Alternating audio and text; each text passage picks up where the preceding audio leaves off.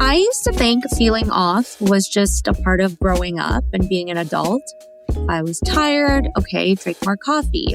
My breakouts and like zero energy and brain fog, I was like, okay, it's just because I'm working too much or going out a lot. But then I realized, I was like, wait a minute, let me actually look into my blood work. I chose Function Health because it's a platform that gives you real insight into what's going on inside your body.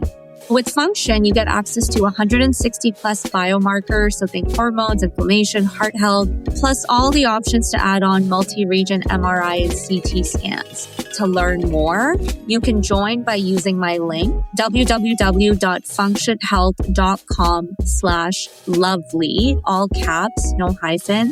Your future self will thank you.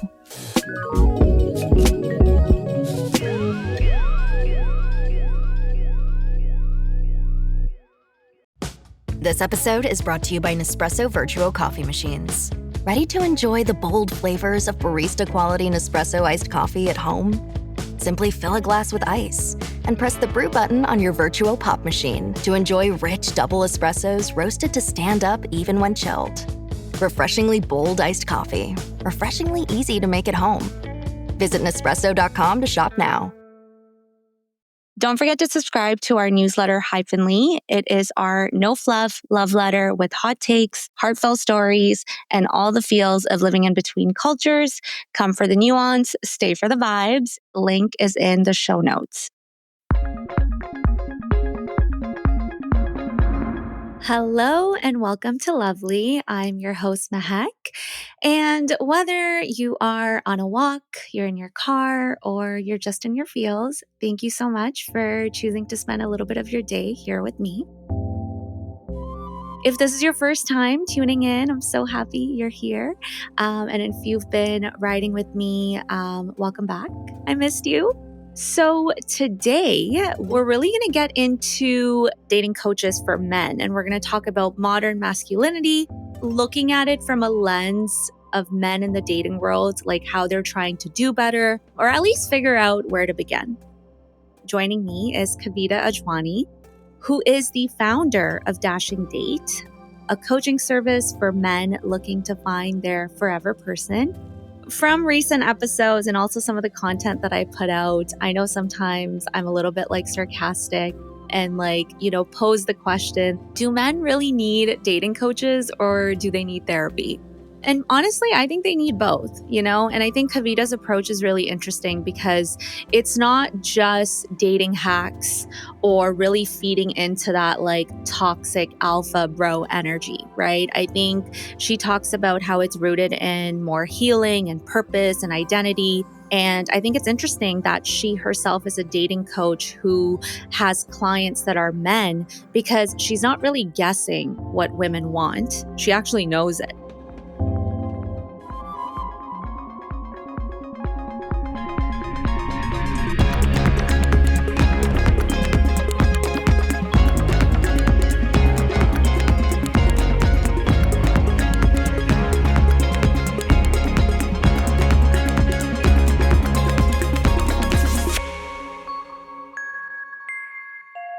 So Kavitha, welcome to Lovely. I'm so happy to have you here. How are you? I am great. What a pleasure to be here. I'm excited to dive in. That was a great intro. I'm so excited to have you here. But before we get into it, I know reading from your bio, you have such a layered upbringing, right? So if you could please give me and everyone listening kind of a quick highlight reel of your growing up and your connection to immigrant identity, I would love to hear that.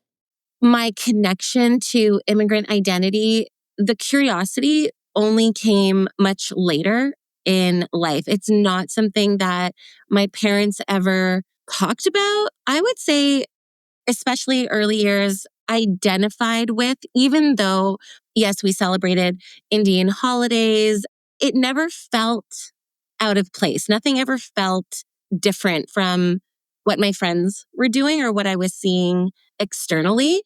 I'm Indian. I have Indian friends now, and they look at me like, the way you grew up is so unique and different from traditional Indian families that have come here. So I was born and raised here in Montreal.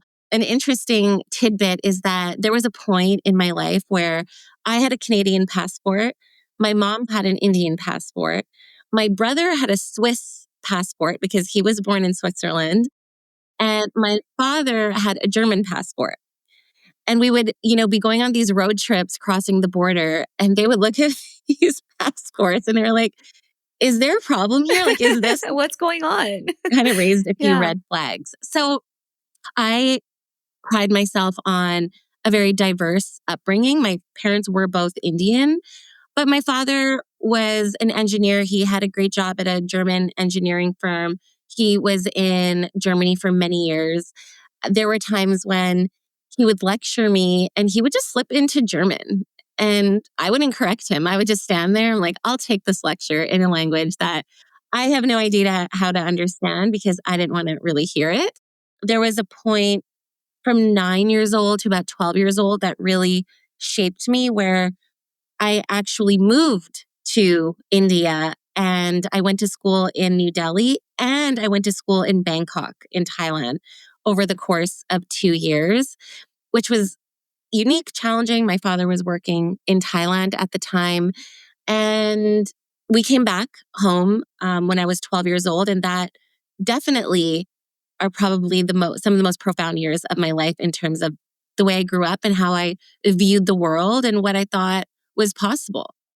There was something in me where I always knew that anything is possible and that you can live any way you want. And it constantly pushed me to think of going against the herd because my family was was just so different from everyone around us. Different how though, if you can like give me an example. My parents got divorced, which was very unusual for Indian cultures. So that would be one thing. And then after they got divorced, my dad would still live with us when he was in Canada. So it was very unique and to see my parents together, but not together. And they weren't romantically interested anymore, but it didn't feel like I didn't have parents that were together. It felt almost like modern family. I had two half sisters that are half German and, they lived in Germany and we were not connected. So there was just pieces of things I knew that when I saw families that were blended, you had stepbrothers and stepsisters. I had these two sisters that I would talk about almost like my imaginary friends that I never really got to meet. I kind of grew up with a similar upbringing, like, born and raised somewhere else, but then spent from 15 to 19. So just like yourself, like you were in your teen years and I moved to Pakistan and I was living there. My parents were separated, but not separated legally and like exact same thing. And I don't know if you experienced this, but having to leave here in your teens or in those formative years is mind blowing. In the moment, of course, as a kid, I missed my friends and I was like, what am I doing here? The culture shock was next level, hard to even describe. But looking back, hindsight is 2020 and everything was exactly how it was meant to be.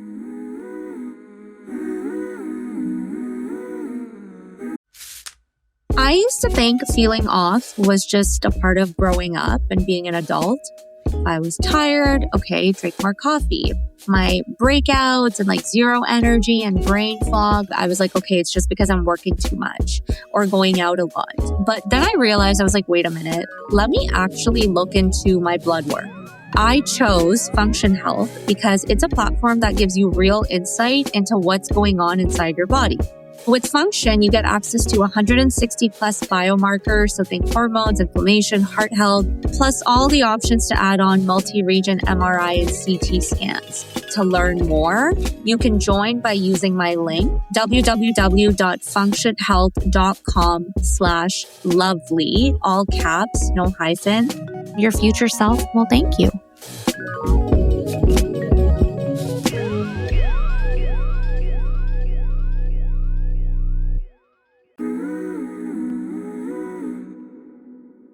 I kind of want to talk about relationships, but I want to talk about one of the most, significant relationship that you've had in your life.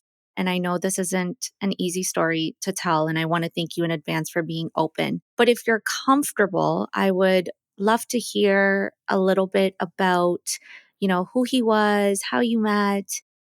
Luke and I met, I was 13.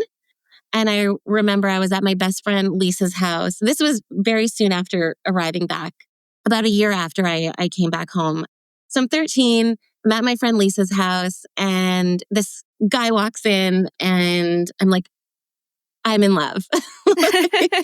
As every 13-year-old would feel. Yeah.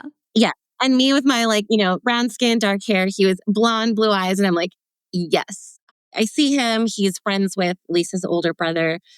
I'm just like kind of like watching him in the living room. He says hi to me. I'm like silent. I remember walking outside and I said to Lisa, I'm like, I have a huge crush on Luke. It was a small neighborhood that I lived in at the time. So from that point on, I saw him around all the time. We became friends. We were a year apart, same age group. Lots of the kids in the neighborhood were close. And so from 13 till about 16, we just became really close, good friends. I always had a crush on him. He was always flirty with me. And we started dating at 16. Like it was a serious relationship.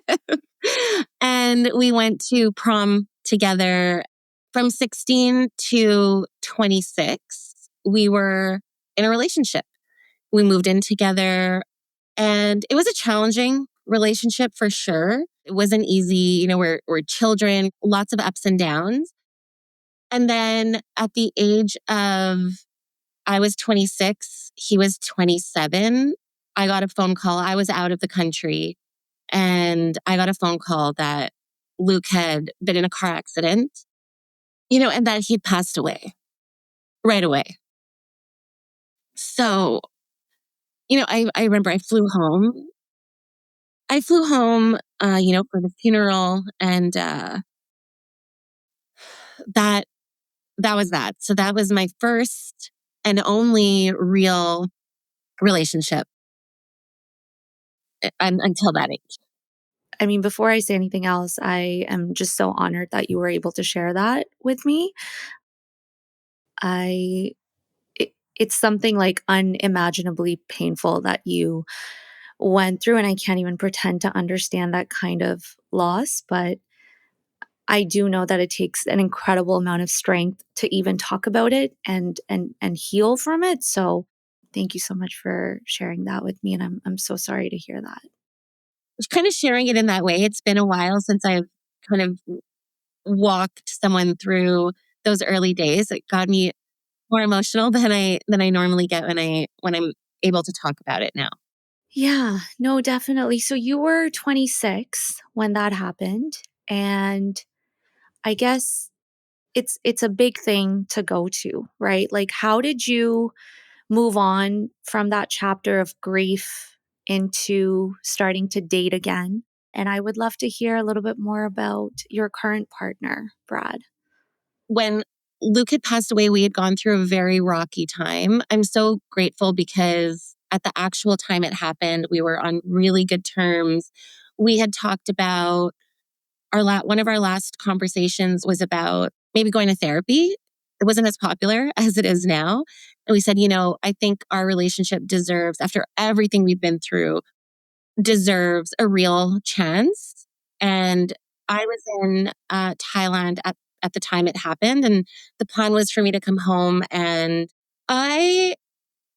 what I can say is that I can't speak for everyone. The way I thought I would handle a situation like that, the idea of it had crossed my mind before. Like, you think about losing your most loved ones and how you might handle that.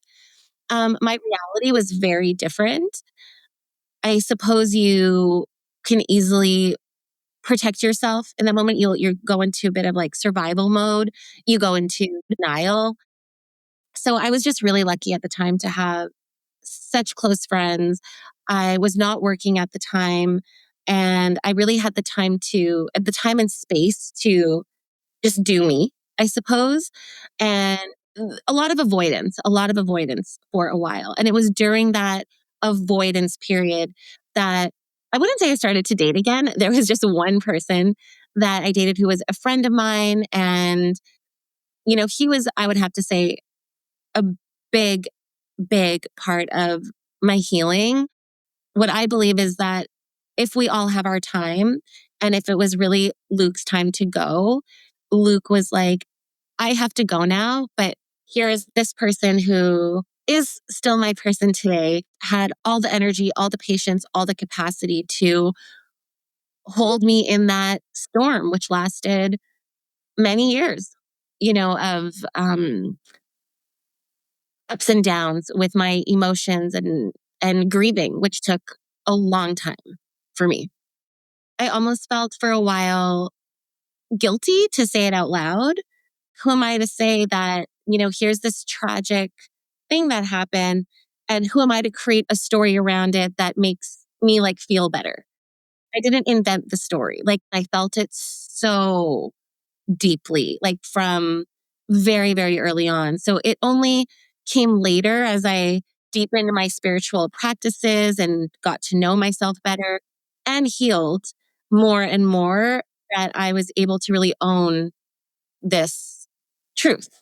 And I think owning that type of truth can only come from when you're very spiritually connected, right? Like, I think that's a big aspect to it. Like, I'm not religious, but I have strong faith and I am spiritual. And I feel like there's certain things that I experience and I feel, and there's certain intuition and signs that I pick up on that only come to you when you're very spiritually intact. So, how does your relationship with Brad look like today? Like, what can I even say to describe this human? He is so incredible. He is such a beautiful person. And it's really sweet because when people ask, when we go deep and, or someone, if I'm feeling really emotional and open and vulnerable and someone, asks me about our relationship, like I'll always say like, well, I think not in a fairy tale, Disney movie kind of way, but I will frame it sometimes as like, I think Brad really came in and saved me from maybe going down a path that I really would not identify with. I could have maybe partied more. I could have not started my business, for example. Like, I don't really know. And it was kind of having him in my life that kept me anchored, staying grounded and staying focused. And what's really beautiful is we always view, our world and our reality from where we stand. But he says the same thing about me, that he thinks I came into his world and I saved him. Fast forward 12 years now, and we are running this business together. We've had a lot of career achievements. We've, bought our house together. We've traveled the whole world together. We are so deeply connected and invested. And it honestly feels like it's just the beginning.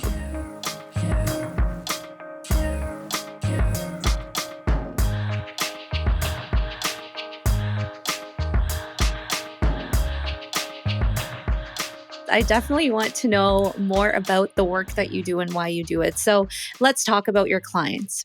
Who are they? Who do you mostly work with? And what kind of like age, life stage, vibe are your clients in? And what do you help them do? These are men who are so willing and ready to do the work. And they are willing to invest in mentorship. They're willing to say, yes, I want help. I want to level up. I want to figure this out. And I think it takes a certain type of person to be able to do that. Picture, if you think about the guy in the relationship who is driving around in circles, refusing to ask for directions, and the wife or the girlfriend is like, can you please stop driving in circles and ask for directions? We admire the man who's willing to say, okay, you know what? This is silly and I need some help. These are men who are growth minded. They understand the value in working with somebody, in accelerating their goals by having the roadmap. The men I work with fall into two categories. One, I would say they are men who are really struggling with dating. They've never really had quote unquote success with women.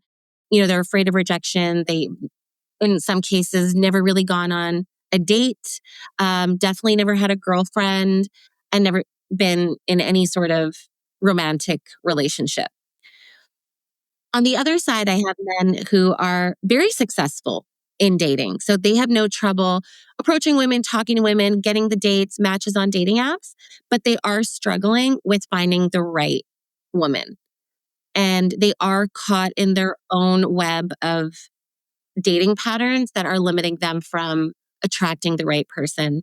So these are the two demographics of men that I work with. I have some questions around the dating patterns that you find the other end being stuck on. But before we get into that, I do want to know like, I think when you have your own business, it's no easy task, right? Like you're putting like your heart, energy, soul into it, and like you're responsible for the good and the bad. And I think the thing that keeps you going when it is the bad, it's like your purpose, your why behind it, right?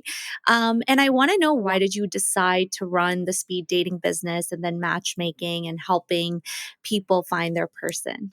I stumbled into this work the way I've stumbled, I think, into all my jobs. But there was something in this that I was obviously meant to do, because I can't even give you a real answer. I never liked working when I was young. I never liked school. Yeah, I didn't like school. I didn't want any jobs. Like, just no. Let me just travel and be a Pilates princess and not care about anything. Exactly. It was Yeah. very I'm like waking up at this time, the same schedule every day. I just wasn't, and that again comes back to my upbringing, right? Seeing my father in a role that was so flexible and doing things in such a unique way, and my mom never worked, and I saw her run, like she would start businesses and just like stop because she was like wanted to like relax on a Saturday morning. I had a job, which I did end up loving, by the way, which I also stumbled into, and I was working at Bombardier, so in aerospace. And I applied for this job as a receptionist, part time summer receptionist. I'm like, give me just a little bit of work. And my dad was like, get to work.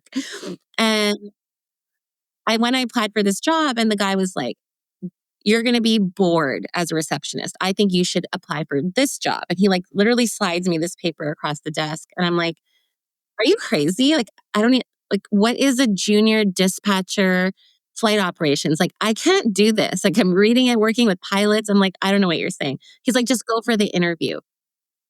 And I end up landing this pretty up there job at the age of 22.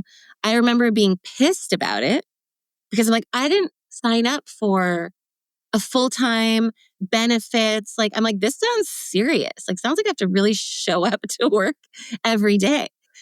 And my dad was obviously over the moon about it. And so I take this job. While I was there, even though it did very much grow on me, while I was there, I see this ad for a speed dating host on Craigslist. And I don't know what it was about the way they described this job. I was like, I must. I must be the speed dating host for Montreal for this company. And I applied again and again and again and again for like 6 months until I finally got the job. And they were so like, must have been so annoyed with me that they gave me the job. I was calling them. And like somebody called me for an interview. They're like, no, nobody called you for an interview. And so 6 months later, I did get the call for the interview. I did get the job.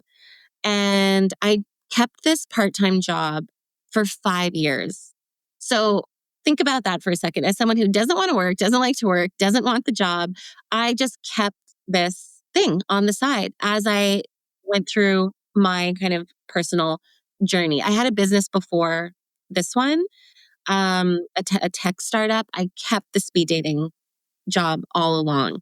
I must have been, yeah, 26, 27, where it was after Luke. And I was like, I think I'm going to start my own speed dating company. The one I was working for had stopped the events. They had a successful exit.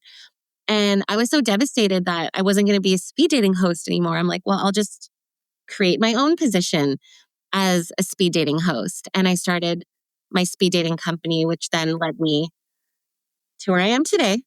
That also gives me an insight as to, like I said, businesses are really hard to start, but even harder to maintain. And when you want something so badly, it gives me an insight to you're going to keep like going for it. I guess I'm curious to know, you know, you being a woman and choosing to work with men. I guess where did that decision come into play? Like you could have chosen to work with women instead of men, but what makes you want to specifically work with them? A question that I had to even ask myself many times as I saw myself going in that direction. There was a point in my business where I had stopped the speed dating. I had stopped the matchmaking. They were areas of the business that didn't feel joyful to me anymore. Was never I was actually never a good matchmaker, but I hired matchmakers and Why do you say that? Is it just because the success rate wasn't there or you weren't feeling it? I loved sitting across from my clients, hearing about their stories, understanding their struggles. It didn't mean I had the gift to take that and match them with someone else. So I don't have that like, ooh, you two would be great together. I'm good at listening to someone, understanding and saying, oh, I know exactly what you need to overcome these major obstacles that you aren't even seeing. And that's my gift. And matchmaking was amazing. And I hired, I would say, the best of the best at the time. And they were great. They were great at doing the matches. So that was awesome. With speed dating, I realized over time, as your company grows, I was now behind the scenes and I was essentially an event planner, not the speed dating host who's out there at the event bringing people together and seeing, them come out of their shells and try something different. And I would say that also is one of my superpowers is really, someone would walk into that room very nervous and just being in my energy and we would chat a little bit, they would kind of shift into feeling excited and their confidence would build. And I would say that is something people feel when they enter my world today as their coach, that instant shift in their confidence that like, oh, well, Kavita says I can do this. Maybe I can do this. The tools and strategies are the easy part. But when someone is behind you and you have someone in your corner who's going to show you the way, guide you the way, and hold your hand through it, it's priceless. I believe in mentorship and coaching in every area of my life. I'm working with 3 coaches and mentors right now, and almost at any given time. But I guess I really want to hear like a breakthrough moment that you maybe had with one of your clients. And specifically curious to hear about previously you said you work with 2 different types of clients. And again, I don't think it's like black and white like that, but let's just say for the sake of it, one spectrum is someone that is very new to dating. They haven't been on many dates. They're not a charmer. They're not like, feeling very confident in dating. So you're helping them. And then the other side is, men who are very successful that you would think you would have no problem like finding someone, but they're coming to you too. Talk to me about that type of demographic. Like, what are the patterns that you said they get stuck in? What is your approach to helping them with that pattern? And what's been like a real life breakthrough moment to share? Yeah, I would love to know. So, first thing I'll say, and because I didn't answer you before, the reason I work with men is actually men chose to work with me more than I chose to work with them. And I always looked at my clients as very much the same. Like whether it was a woman that I was going to help or a man, it made no difference to me. Like I want to help. I know how to do this. And regardless, it's going to happen. What I realized was that I couldn't go deep enough into my practice as I was trying to cater to both men and women. The struggles are different, the requirements are different, the mindset is different. Everything is up. Men are from Mars, women are from Venus. Yes. So I did make a decision at one point that 100% I'm going to choose one path. And in doing my research, without even realizing, I went back through all my years of coaching and I always had double the number of male clients. And it was mind blowing. Right, right. So that's the secret sauce. You were staying true and authentic to your own experiences and coming from like not just preaching but actually offering insight. Like when a man is listening to you talk, it's like he's like a fly on the wall and you're literally trying to like be inside the brain of a woman and he's like hearing it from that POV. I see. Very interesting. So what is your approach with working with men? I was 100% myself. And I think if you are a woman who very intentionally chooses to work with a man, you may end up trying to cater to men. And I think there's a disconnect there. Whereas I actually considered myself more of a girly girl, I was really speaking more to women, and men were drawn to that. Men don't need a woman to talk to them like a man would. So I think there are coaches out there for men who they are trying to appeal to men. And I think it's also the same. There are male coaches out there, and you're like, even trainers, for example, you're trying to appeal to women. But the best thing you can do is if I wanted to work with a man or vice versa, like I'm going to be drawn to the real and authentic energy because I want to enter that space. So I think that's what I believe was the case, because without trying, without catering, men were like, ooh, she's talking more to women. What's going on over there? I want to be a fly on the wall in that conversation. Are you mothering them Oh gosh, no. or gentle parenting? Like that's not happening. I hope it doesn't come across that way. I would definitely say no. No, no, no. It's definitely a mentor. Like, I'm here, I see you. I'm going to point out your blind spots. I'm going to hold you accountable to your own goals. But also, it's like you have no idea what you're doing wrong. You're stuck on a hamster wheel. You've been spinning in circles. You're afraid of rejection. Having someone create a roadmap and a step-by-step plan that you can start to see where you are veering off track, why you were feeling so low, that it's not actually this way. If I'm coming in here and I'm telling you, like, this is what women are really thinking, this is what women really want. It's a lot of like aha moments in the beginning. It's like, but my friends are telling me to be mean to women, and then they'll come running. And I'm like, yeah, well, no wonder we're having this conversation.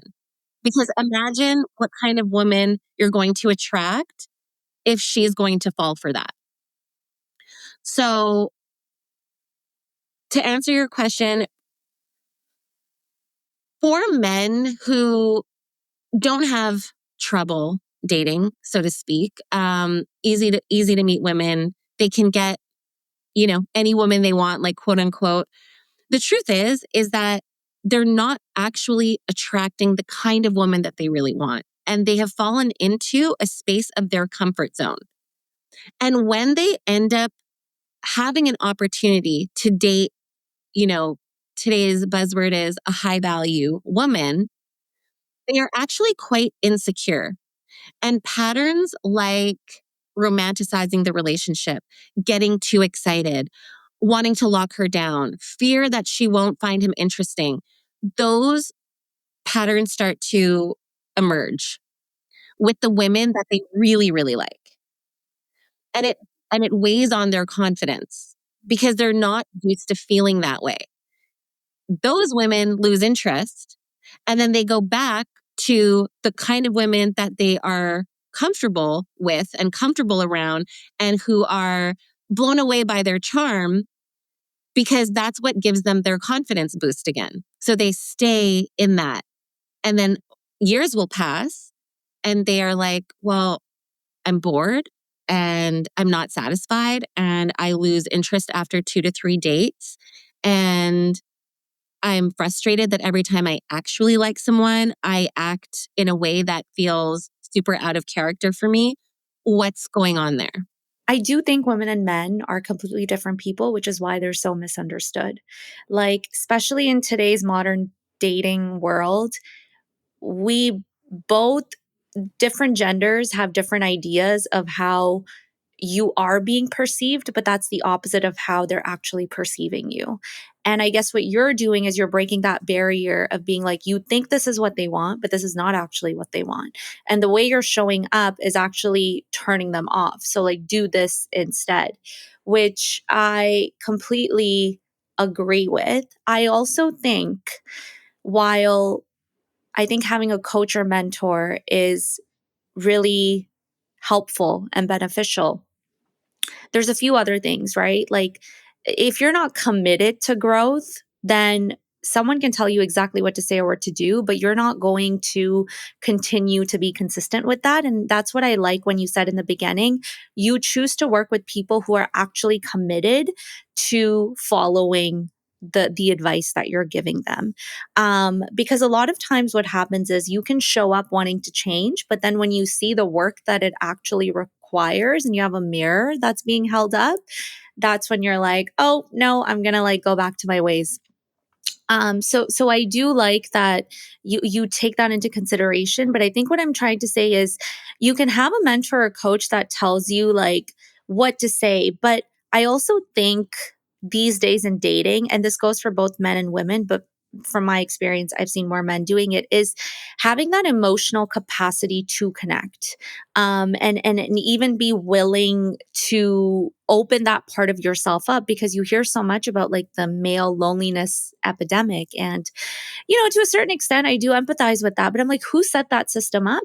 Like, who, like, let's look at the things that are causing some of that male loneliness epidemic, which is, lack of having close friendships, lack of genuine connections, this rise to like incel culture and like just hating women automatically, because we are seeing like the gap starting to flatten, right? Like, it's no longer like, and a lot of men are not feeling desired in that way that a woman would need them in the past, because women are able to provide for themselves now. So what we're actually looking for is, yeah, you can maybe be a provider and you can bring home the bread, but can you actually come home and hear when I'm in a state of feeling sadness? Like, do you have the tools to comfort me or even hold space, listen to me? So I think, like, even like kind of working, is that something that you work with your clients? That's all I work with with my Okay. clients. I don't tell them Okay, what to great. say.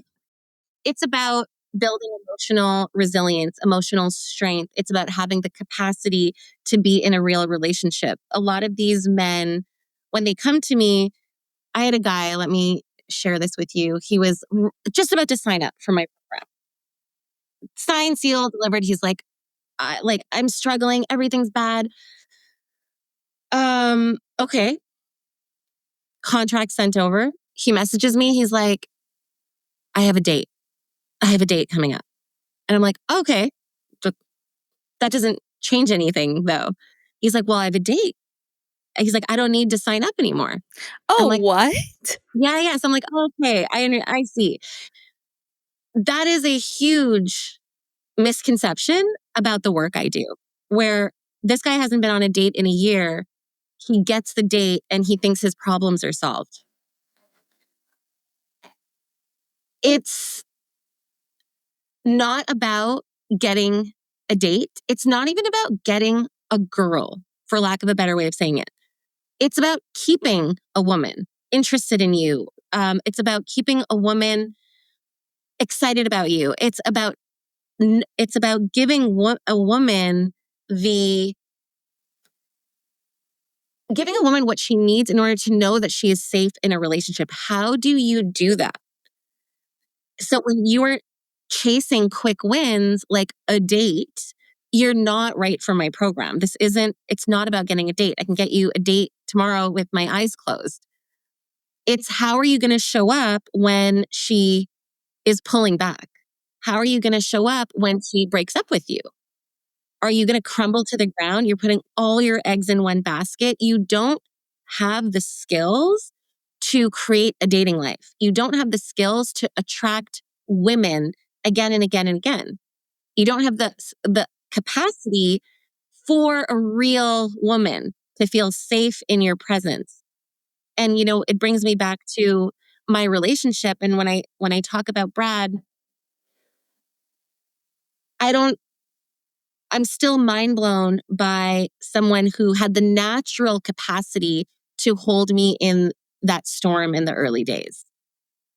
And you can have that, and it's very lucky. Most of us have to build that. And that is the work that we do. And it requires going inwards. It requires answering difficult questions. It requires showing up. It requires having guidance, right? So, one of the biggest things I do is when my clients don't get the date and get ghosted and get broken up with, that is where the real work happens. That is where the deepest transformation happens in my group coaching programs and in my world, is when we're tackling the real stuff.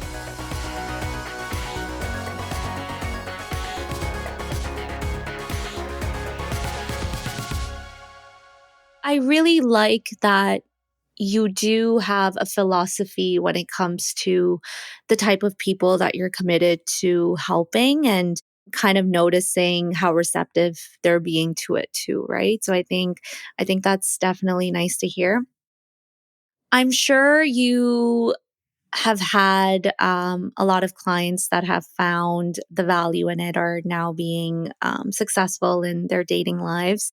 I kind of want to go into something that I think I saw you making a video on, which I was like really curious to ask about because, as we're talking about some common things that people say, one of the lines that you hear time and time again is like, nice guys finish last, right? And then I think you have a video on talking about the kind king era.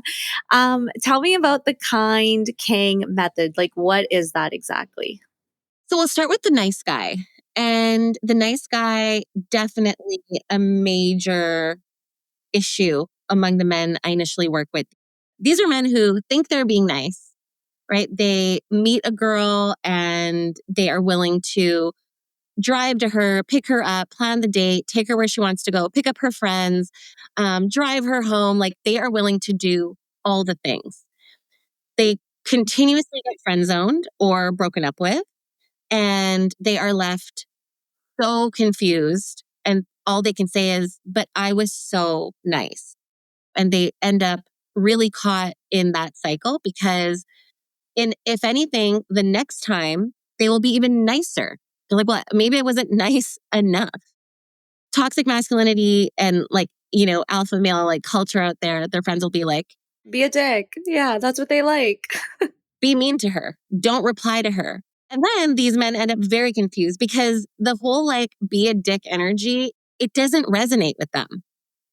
They don't know how to do it, first of all, and it doesn't resonate with them. So, what's really happening in nice guy syndrome and why women repel quote unquote nice guys? First of all, women are also confused by their own behavior. So when a man is doting on you and doing everything, and you are used to going after like the bad boy, and now here's this guy who's willing to take you to the ballet and willing to go dancing with you and willing to pick up your friends and willing to drive you home, and you still don't like him. So women, by the way, because I've worked with a lot of women, are also working with coaches or in therapy being like, what's wrong with me? Here's this guy giving me everything and I still don't like him. If a man is not being his authentic self, if he is sacrificing his own self-worth to please someone else, if he's not willing to be assertive and speak up about what he needs and about what makes him feel whole in a relationship, he does not feel safe within himself. Overcompensating, and that nice, gestures are the mask that is covering that. And then when that even gets rejected, it's like, well, what do you want me to do? But like you said, you can sniff out the performative nature of those nice gestures. Exactly. And women have a heightened radar for this. So even though we may not know why, like, you're being really nice, but something feels off on this date. I don't really get it. So we retreat, right? We're like, not feeling this. If a man doesn't feel safe within himself, a woman cannot feel safe with that man. And that is the baseline. That's what it's about. So the difference between a nice guy and what I like to call a kind king and stepping into your kind king energy, you can still do all those nice things. But what is the difference? It's the energy behind it. It's what you believe about yourself. It's what you think about yourself. It's the work you've done on yourself. It's kind of like you can think about high value man, again, just to use a word that maybe people will resonate with more. I really like to look at it as more like kind king energy because we want the man who's super nice to us. Of course, we want to feel valued. We want to feel like a queen in his presence. But he has to value himself. So when you think of the word high value, what does that mean? It's somebody who values who they are. They value what they think. They value their own time. They value the way they think about themselves. That's what makes you high value. Women are only going to be attracted to someone who knows his worth, who's safe within himself, who feels safe to speak up, who knows that asserting his needs is not going to lead him to a dark place. And if it leads him to not be with that woman, that's okay. Women are drawn to that. So when guys say don't be nice, that's not what we're drawn to. We can pick up on that. It's shit. I don't know if I can say this, but it's shitty energy. But it's the man who can assert his needs and say, this is really a non-negotiable for me. It has nothing to do with you. I'm not trying to hurt you. In fact, I agree with X, Y, and Z of what you're saying, but this is really where I stand on this. Can we find a middle ground? She will fall into that with so much appreciation, much more than the guy who's saying, you know what? You're right. I'm in. Whatever you say. We don't want that. Yeah. Yeah. And I think being nice too quick too soon, of course it's like, well, what are you hiding? And you start to like question their intentions a little bit, but it's also like it's not sustainable, I feel, because you're doing these initial nice guy stuff to get the date, but we all know that like when it's similar, it's like love bombing, right? Like and I feel love bombing essentially, it's like, and I'm speaking from my own experience. Like I've been love bombed a few times, and at first I'm like, yeah, why wouldn't you love bomb me? I'm great. But it's also like when you realize that it is love bombing, it's like I feel like a man will build the illusion of forever to enjoy the convenience of now. And love bombing dies when they realize that the effort to sustain that is it requires effort, discipline, and then that's when they like get dementia and amnesia and they forget all the things that they've said to you. And I think because this happens so much to women, we can pinpoint exactly what is happening here and how it won't be sustainable. Now, I'm not going to say that every nice person that's trying to do a nice thing is love bombing you. I totally understand that. But when you do it too soon, too quick, it equates to that. So I do like this notion of kind king energy because you're still showing up wanting to express that you are interested in this person, and you're gonna do like nice things for them, but it's at a pace that feels natural.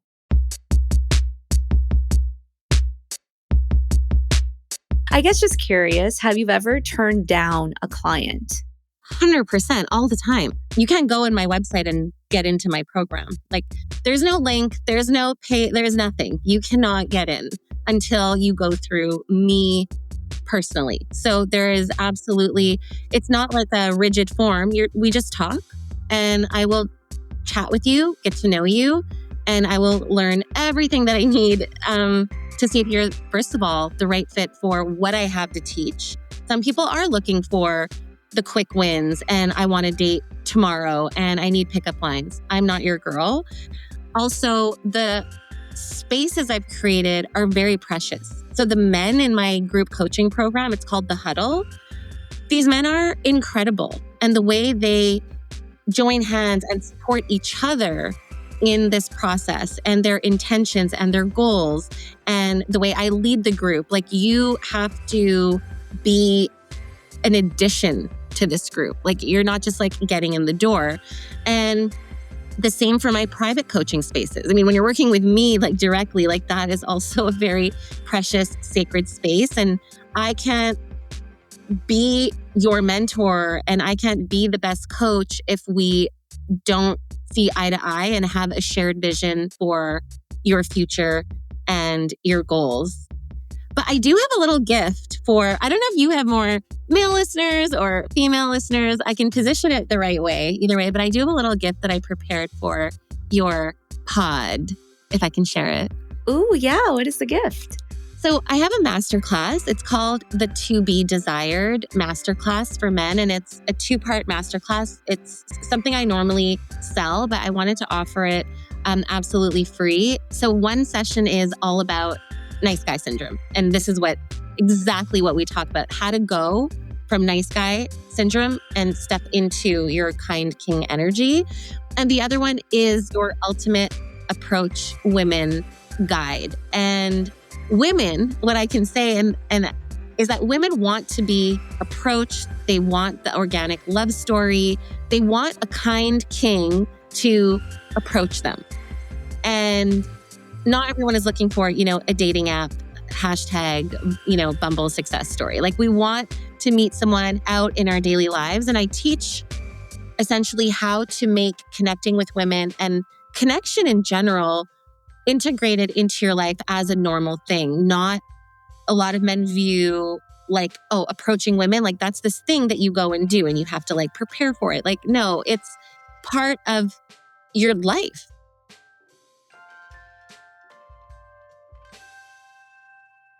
For women that are listening, this is something that they can ask for if they want to give it to, a man they may have friend zoned or someone in their lives that would benefit. And for your male listeners, I'm happy to offer it. So all they would have to do is actually just DM me your name, like your first name, and I'll send over the masterclass for free.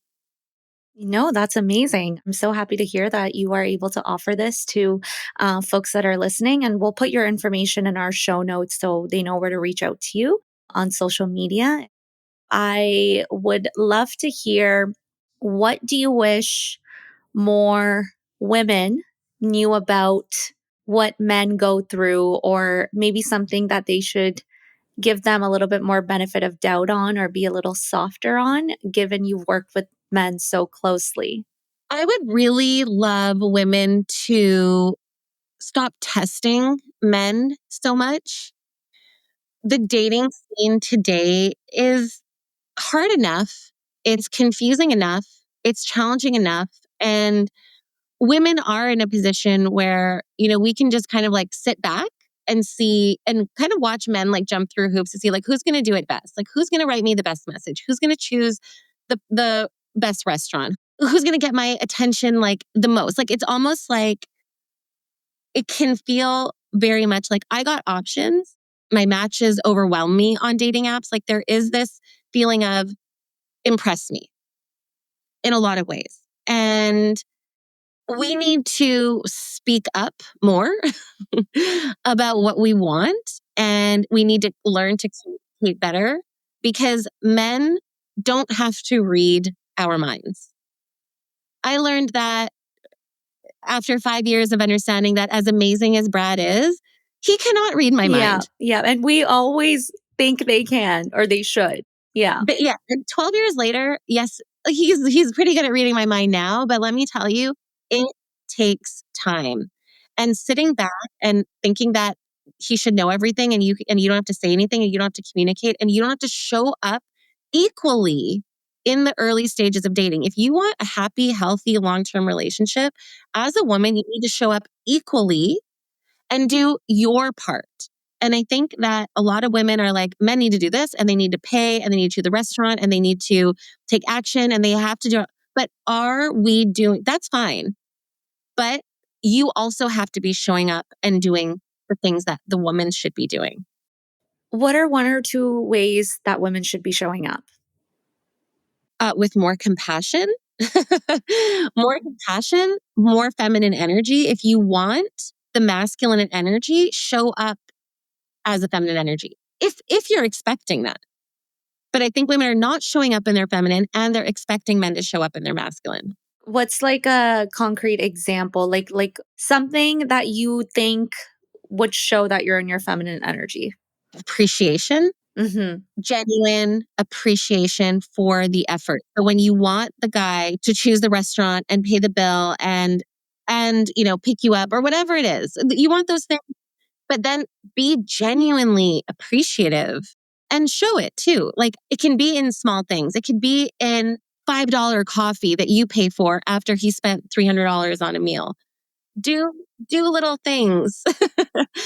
And after a little while, maybe plan a date too. Like, you know what? I got this one and let me treat you. Like men also want to be treated, and it's not from a feminine energy. It's from a place of like to be appreciated for the man that he is. At the end of the day, I know we're saying like men and women are so different, but we're all human and it's human nature to want to, be taken care of and like show an appreciation. And I 100% say that because I think a lot of people have this notion that dating coaches are helpful, but they're not just enough on their own. And what's refreshing to see is that you agree with that, right? Like it's not just the dating coach that's going to help you, but also helping your own relational literacy, and knowing that it's not just about who you attract, but like how you show up and continue to show up.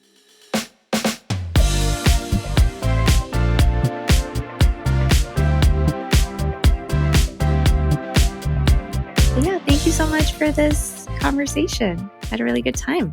Whenever you're in Toronto, let me know. I would love to grab a drink or show you around on some of my favorite food spots. I really like to hang out with people that are very picky about food. The video that you talked about before about like nice guy syndrome, there's so much more of that on my Instagram, and that's where to find me at Dashing Date. Amazing. Well, thank you so much.